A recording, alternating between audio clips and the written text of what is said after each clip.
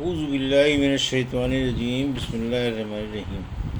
الحمد للہ رب العالمین، والصلاة والسلام علی سید المرسلین وخاتم النبیین، اما بعد۔ صحیح بخاری، باب کتاب الجہاد، حدیث نمبر 3040، اردو ترجمہ۔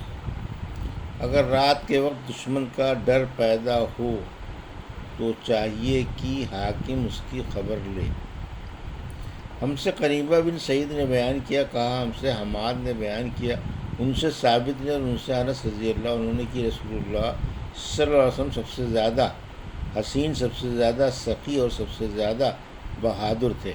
انہوں نے کہا کہ ایک مرتبہ رات کے وقت اہل مدینہ گھبرا گئے تھے کیونکہ ایک آواز سنائی دی تھی۔ پھر ابو طلحہ رضی اللہ عنہ کے ایک گھوڑے پر جس کی پیٹھ ننگی تھی، رسول کریم صلی اللہ علیہ وسلم حقیقت حال معلوم کرنے کے لیے تنہا اطراف مدینے میں سب سے آگے تشریف لے گئے۔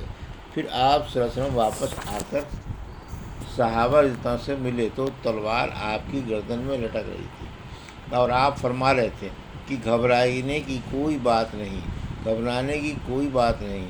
اس کے بعد آپ صلی اللہ علیہ وسلم نے فرمایا، میں نے تو اسے دریا کی طرف پایا، تیز دوڑنے میں۔ آپ کا اشارہ گھوڑے کی طرف تھا۔ حدیث نمبر 3041، اردو ترجمہ۔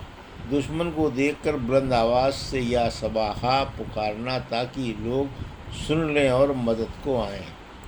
ہم سے مکی بن ابراہیم نے بیان کیا، کہا ہم کو یزید بن ابی عبید نے خبر دی، انہیں سلمہ بن عقور رضی اللہ عنہ نے خبر دی۔ انہوں نے بیان کیا کہ میں مدینہ منورہ سے غابہ شام کے راستے میں ایک مقام جا رہا تھا۔ غابہ کی پہاڑی پر ابھی میں پہنچا تھا۔ حضرت عبد الرحمن بن عوف رضی اللہ عنہ کا ایک غلام رباح مجھے ملا۔ میں نے کہا کیا بات پیش آئی ہے؟ کہنے لگا کہ رسول اللہ صلی اللہ علیہ وسلم کی دو وہیل اونٹیاں یعنی دودھ دینے والیاں چھین لی گئی ہیں۔ میں نے پوچھا کس نے چھینا ہے؟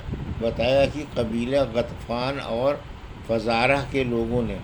پھر میں نے 3 مرتبہ بہت زور سے چیخ کر یا صباحا یا صباحا کہا، اتنی زور سے کہ مدینے کے چاروں طرف میری آواز پہنچ گئی۔ اس کے بعد میں بہت تیزی کے ساتھ آگے بڑھا اور ڈاکوؤں کو جا لیا۔ اونٹنیاں ان کے ساتھ تھیں۔ میں نے ان پر تیر برسانا شروع کر دیا اور کہنے لگا، میں عقو کا بیٹا سلمہ ہوں اور آج کا دن کمینوں کی ہلاکت کا دن ہے۔ آخر تمام اونٹنیاں میں نے ان سے چھڑا لی۔ ابھی وہ لوگ پانی نہ پینے پائے تھے اور انہیں ہانک کر واپس لا رہا تھا۔ اتنے میں رسول اللہ صلی اللہ علیہ وسلم بھی مجھ کو مل گئے۔ میں نے عرض کیا، یا رسول اللہ، ڈاکو پیاسے ہیں اور میں نے مارے تیروں کے پانی بھی نہیں پینے دیا، اس لیے ان کے پیچھے کچھ لوگوں کو بھیج دیں۔ آپ صلی اللہ علیہ وسلم نے فرمایا، اے ابن علاقو، تو ان پر غالب ہو چکا، اب جانے دو، درگزر کرو۔ وہ اپنی قوم میں پہنچ گئے جہاں ان کی مہمانی ہو رہی ہے۔ حدیث نمبر 3042، اردو ترجمہ۔ حملہ کرتے وقت یوں کہنا، اچھا لے میں فلاں کا بیٹا ہوں۔ سلمہ بن عقور رضی اللہ عنہ نے ڈاکوؤں پر تیر چلائے اور کہا، میں عقو کا بیٹا ہوں۔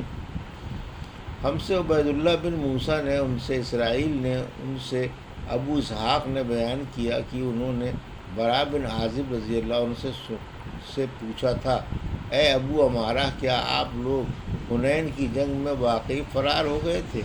ابو اسحاق نے کہا، میں سن رہا تھا۔ برا رضی اللہ عنہ نے یہ جواب دیا کہ رسول کریم صلی اللہ علیہ وسلم اس دن اپنی جگہ سے بالکل نہیں ہٹے تھے۔ ابو سفیان بن حارث بن عبد المطلب آپ کے خچر کی لگام تھامے ہوئے تھے۔ جس وقت مشرکین نے آپ کو چاروں طرف سے گھیر لیا تو آپ سواری سے اترے اور تنہا میدان میں آ کر فرمانے لگے، میں اللہ کا نبی ہوں، اس میں ذرہ برابر جھوٹ نہیں، میں عبد المطلب کا بیٹا ہوں۔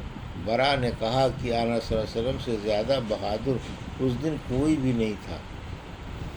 حدیث نمبر 3043، اگر کافر لوگ ایک مسلمان کے فیصلے پر راضی ہو کر اپنے قلعے سے اتر آئیں۔ ہم سے سلیمان بن حرب نے بیان کیا، کہا ہم سے شعبہ نے بیان کیا، ان سے سعد بن ابراہیم نے، ان سے ابو امامہ نے، جو سہل بن حنیف کے لڑکے تھے، کہ ابو سعید خدری رضی اللہ عنہ نے بیان کیا، جب بنو قریظہ سعد بن معاذ کی تلاشی کی شرط پر ہتھیار ڈال کر قلعے سے اتر آئے تو رسول کریم صلی اللہ علیہ وسلم نے انہیں سعد رضی اللہ عنہ کو بلایا۔ آپ وہیں قریب ہی ایک جگہ ٹھہرے ہوئے تھے، کیونکہ زخمی تھے۔ حضرت سعد رضی اللہ عنہ گدھے پر سوار ہو کر آئے۔ جب وہ آپ صلی اللہ علیہ وسلم کے قریب پہنچے تو حضرت صلی اللہ علیہ وسلم نے فرمایا، اپنے سردار کی طرف کھڑے ہو جاؤ اور ان کو سواری سے اتارو۔ آخر آپ اتر کر آن صلی اللہ علیہ وسلم کے قریب آ کر بیٹھ گئے۔ آپ صلی اللہ علیہ وسلم نے فرمایا کہ ان لوگوں یعنی بنو قریظہ کے یہودی نے آپ کی ثالثی کی شرط پر ہتھیار ڈال دیے ہیں، اس لیے آپ ان کا فیصلہ کر دیں۔ انہوں نے کہا کہ پر میرا فیصلہ یہ ہے کہ ان میں جتنے آدمی لڑنے والے ہیں انہیں قتل کر دیا جائے اور ان کی عورتوں اور بچوں کو غلام بنا لیا جائے۔ آپ صلی اللہ علیہ وسلم نے فرمایا، تو نے اللہ تعالیٰ کے حکم کے مطابق فیصلہ کیا ہے۔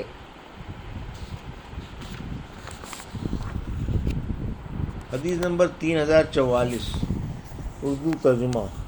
قیدی کو قتل کرنا اور کسی کو کھڑا کر کے نشانہ بنانا۔ ہم سے اسماعیل بن نبی ویس نے بیان کیا، کہا کہ مجھ سے امام مالک نے بیان کیا، ان سے ابن شہاب نے اور ان سے انس بن مالک رضی اللہ عنہ نے کہ رسول اللہ صلی اللہ علیہ وسلم فتح مکہ کے دن جب شہر میں داخل ہوئے تو آپ کے سر مبارک پر خود تھا۔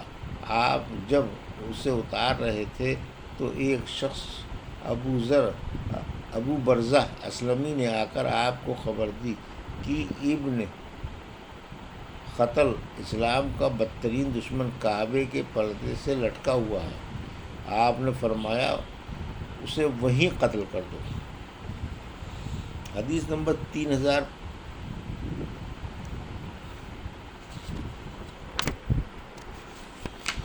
یہ تھی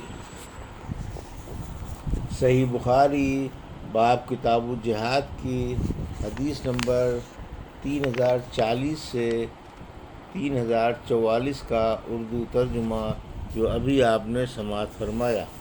اللہ سے دعا ہے کہ اللہ ہمیں ان حدیثوں کی صحیح سمجھ عطا فرما اور ان پر عمل کرنے کی توفیق عطا فرما۔ آمین یا رب العالمین۔